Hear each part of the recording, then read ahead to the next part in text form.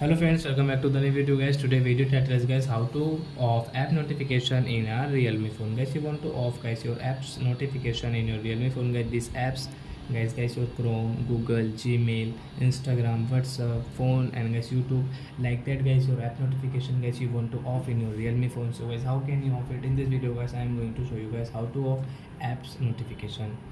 So first of all guys, open your phone setting to off your app notification, then guys scroll it. As you can see notification in status bar setting, so guys tap here and guys click on your manage notification. Then guys you can see your app notification. So as you can off from your app notification from here guys. So example for guys, you want to off guys your app notification like this Facebook notification guys you want to off. With this apps notification guys, you can see this blue icon, so you will have to guys only click, then guys this blue icon will off, means guys your app notification will off. Like your Google notification guys, Play Store notification you want to off, so you can off from here guys. Like guys your YouTube notification, so you can off your apps notification from here guys.